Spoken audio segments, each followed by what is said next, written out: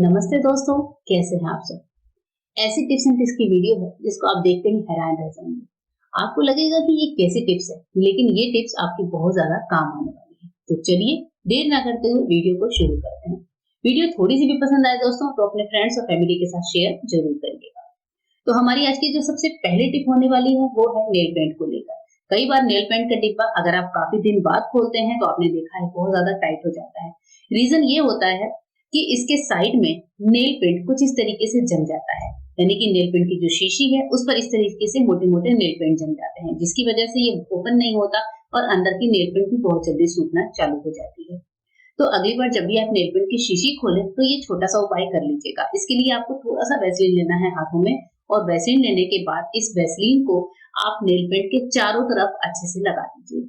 उसके बाद से जब भी आप इस शीशी का ढक्कन बंद करेंगे और नेक्स्ट टाइम ओपन करेंगे तो आपको खुद ब खुद अंतर पता चल जाएगा। एक तो इस पर नेल पेंट नहीं जमती है, साथ ही हमारी जो नेल पेंट का की जो शीशी है उसका जो लिड है वो बहुत ही इजीली बंद होता है और बहुत ही इजीली खुल जाता है।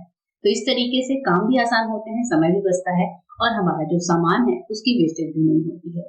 आइए एक और टिप देखते हैं जो कि घरेलू महिलाओं से संबंधित है। हम सभी कभी-कभी घर में चूड़ियां जरूर पहनती हैं और ऐसे टाइम पर त्योहारों में चूड़ियां पहनने के बाद इसी हाथ से जब हम काम करते हैं, स्पेशली बर्तन धुलना या फिर आटा गूंदना, तो ये चूड़ियां हमारी खराब हो जाती हैं।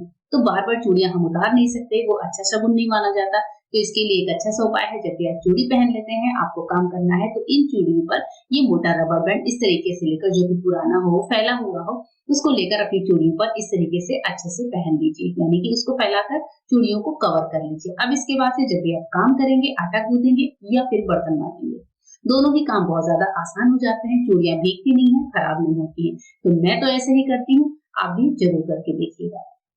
नेक्स्ट टिप है चॉपिंग बोर्ड के साथ। चॉपिंग बोर्ड पर सबसे पहले आपको पॉलिथीन पहनाना है। क्यों, इसका रीजन मैं बताती हूँ। क्या होता है, कई बार हम लोग ऑनलाइन चॉपिंग बोर्ड मंगाते हैं जो कि सिंपल प्लाई के बने होते हैं। जैसे मेरा ये चॉपिंग बोर्ड जो स्क्रीन पर आपको दिख रहा है, सिंपल एकदम प्लाई से बना हुआ है। ऐसे टाइम पर जब भी हम इसको कोई सब्जी कट करते हैं और इसको पानी से वॉश करते हैं तो क्या होता है, इसकी जो प्लाई है पानी में जा जाकर बार बार फूल जाती है। इससे हमारे चॉपिंग बोर्ड का जो पैसा लग रहा है वो तो वेस्ट होता ही है। तो मैं तो क्या करती हूँ, चॉपिंग बोर्ड पर सुबह में ही एक बार पॉलिथीन इस तरीके से पहना देती हूँ और जो छिलके वगैरह हैं उनको इस तरीके से पॉलिथीन में बांधकर फेंक देती हूँ। इस तरीके से हमारा चॉपिंग बोर्ड बिल्कुल क्लीन बना होता है और बार बार इसको क्लीन भी नहीं करना पड़ता। नेक्स्ट टिप देख लेते हैं जो कि है लहसुन और प्याज के साथ। लहसुन और प्याज को काटने के बाद अगर आपके भी हाथों से स्मेल आती है, आपको प्रॉब्लम होती है, सिंपल पानी से स्मेल जाती नहीं है, तो इसके लिए बहुत अच्छा सा उपाय चलिए बताती हूँ।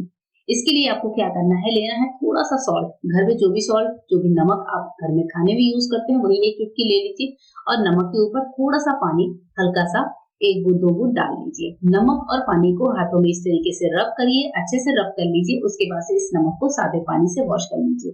अब आपके हाथों से जो स्मेल है वो भी नहीं आएगी, हाथ भी बिल्कुल सही हो जाते हैं। एक और टिप देखते हैं जो कि है पेपर बैग के साथ। इस तरीके के जो पेपर बैग्स होते हैं, जो स्पेशली इस तरीके के बांस के पेपर के बने होते हैं, यानी कि ब्राउन वाले पेपर के, उसमें आप केलों को स्टोर करिए। जी हाँ, ये पेपर बैग केलों को स्टोर करने के बहुत अच्छे से काम आते हैं। केले जब भी आते हैं तो यही समस्या होती है कि केले बहुत जल्दी खराब हो जाते हैं। तो केलों को आप इन पेपर बैग्स में स्टोर करके देखिएगा, केले बिल्कुल खराब नहीं होते हैं। दूसरी बात, अगर केले कच्चे आ गए हैं मार्केट से, आपको इनको जल्दी से पकाना है, तो आप इन केलों को रखकर 1 से 2 दिन के लिए छोड़ दीजिए, रात भर के लिए छोड़ दीजिए। तो पेपर बैग में बहुत अच्छी सी गर्मी होती है, जिसकी वजह से केले बहुत जल्दी पक जाते हैं। तो मैं तो ऐसे ही करती हूँ, अगर कभी गलती से कच्चे केले मार्केट से आ जाते हैं तो मैं इन पेपर बैग्स में रखकर 2 दिन के लिए छोड़ देती हूँ, केले एकदम सॉफ्ट हो जाते हैं। नेक्स्ट टिप है, जब हम कूटने वाले हैं पॉलिथीन के अंदर आटा, क्यों कूटने वाले हैं? कई बार ऐसा होता है, हमारे बच्चे हॉस्टल जाते हैं, उनके पास इतना बर्तन नहीं होता कि वो परात वगैरह लेकर अपने साथ कैरी कर सके। तो आप अपने बच्चों को ये छोटी सी सिंपल सी टिप दे सकती हैं कि अंदर से पॉलिथीन बिल्कुल साफ हो, क्लियर हो, नया पॉलिथीन भी रख सकते हैं इस काम के लिए। उसमें आटा और थोड़ा थोड़ा करके पानी अंदाजे से डालकर ऊपर से इस तरीके से मिलाएंगे। तो इस तरीके से क्या होगा, 2 फायदे होंगे। एक तो हमें परात की जरूरत नहीं पड़ेगी, ये बच्चे टेबल पे भी कर सकते हैं। दूसरे, हमारे हाथ भी गंदे नहीं होंगे। अब जब आटे में आप थोड़ा थोड़ा पानी मिलाएंगे और ऊपर से इसको हल्का हल्का सा दबाएंगे तो आपको पानी का रेशियो पता चलता जाएगा कि आपको पानी कितना डालना है। अब इसके बाद से ये काम आपको इसी तरीके से करते रहना है। आटे को इसी तरीके से मिलाइए, बहुत ही अच्छे तरीके से आटा हमारा मिल जाता है। देखिए मैं बार-बार खोल कर दिखा रही हूँ कि हमें कितना-कितना पानी डालना है। तो पानी डालते समय हमें बहुत ज्यादा तेजी नहीं करनी है, थोड़ी थोड़ी ही डालनी है। तो मैंने यहाँ पर 3 बार में थोड़ा थोड़ा सा पानी डाला है, और शायद मेरा वाला जो पॉलिथीन था वो कहीं से हल्का सा लीक कर रहा है, जिसकी वजह से स्लैब पर आपको पानी दिख रहा है। पर आप पॉलिथीन लें तो कोशिश करें कि नया ही लें, जिससे आटा जो है लीक ना हो, यानी कि पानी लीकेज ना हो। अब इसके बाद से हम क्या करेंगे, जब हमने आटे को गूंद लिया है तो जब हम ऊपर से तेल या घी लगाते हैं वो काम हम कर रहे हैं। तो मैंने यहाँ पर 2 चम्मच भर के घी लिया है। वापस से पॉलिथीन को इसी तरीके से जैसे हम करते हैं, तेल या घी जब हम डालते हैं तो आप देखेंगे कि बहुत ही बढ़िया तरीके से आटा जो है अंदर ही मतलब गोल आकार लेने लगता है, सिमटने लगता है और पॉलिथीन को छोड़ने लगता है। देखिए यहाँ पर मैं आपके सामने ही दिखा रही हूँ कि घी डालने के बाद जैसे ही मैंने इसको हाथों से रब किया है तो आटे ने पॉलिथीन को छोड़ दिया है। बहुत अच्छे से आटा हमारा गूंथ कर रेडी हो गया है। देखिए सामने ही यह आटा एकदम सॉफ्ट बढ़िया आटा लगकर तैयार हुआ है। तो बच्चे इस तरीके से इमरजेंसी में काम कर सकते हैं और रोटियां बनाकर खा सकते हैं, जब भी उनको घर की रोटी की याद है। या फिर अगर आप कहीं किसी ट्रिप पर गए हैं तो भी आप इस तरीके से आटे को गूंथ कर अपने लिए साफ रोटियां बना सकते हैं। आइए नेक्स्ट टिप को चेक कर लेते हैं। नेक्स्ट टिप है बर्तन के साथ। कई बार ऐसा होता है कि हम शिकायत करते हैं कि हमारे बर्तन काफी ज्यादा देर तक सूखते नहीं है। उसकी यही एक रीजन होता है कि बर्तनों को धुलने के बाद हम बर्तनों को ऐसे ही सिंपल तरीके से पलट देते हैं। पलटने से क्या होता है, बर्तनों के अंदर का पानी झड़ता तो है लेकिन वो सूखता नहीं है। तो ये टिप कभी भी वर्किंग में नहीं आती है। तो आपको मैं एक छोटा सा उपाय बताती हूँ। आप इस तरीके का कोई प्लेट ले लीजिए जो थोड़ा सा कम ऊंचाई का हो, जिसकी हाइट कम हो। इस पे अपनी सारी कटोरियां वगैरह इस तरीके से पलट कर रखिए, मतलब एक बर्तन के साथ दूसरे बर्तन का सहारा लेकर रखिए। और जैसे ही आप इसको रखेंगे आप देखेंगे 15 से 20 मिनट में ही सारे बर्तन बहुत अच्छे तरीके से सूख जाते हैं, क्योंकि उनमें अंदर हवा लगती रहती है। इसी तरीके से कई बार ऐसा होता है कि जब हम प्लास्टिक के डब्बों को वॉश करके रखते हैं तो लोग ऐसे भी पलट देते हैं, चाहे वो धूप में ही रखे हों। लेकिन डिब्बे ऐसे सूखने में कम से कम 24 घंटा या 1 दिन का टाइम लेते हैं, उनके अंदर पानी रहता ही रहता है। जब भी आप डिब्बों को वॉश करें तो हमेशा इसकी ढक्कन की मदद ले लें। ढक्कन के ऊपर हमेशा डिब्बे को इस तरीके से रखें। जैसे ही आप ऐसे रखेंगे तो 4 से 5 घंटे में ही आप देखेंगे डब्बा जो है पूरी तरीके से साफ हो गया है, बहुत ही बढ़िया तरीके से।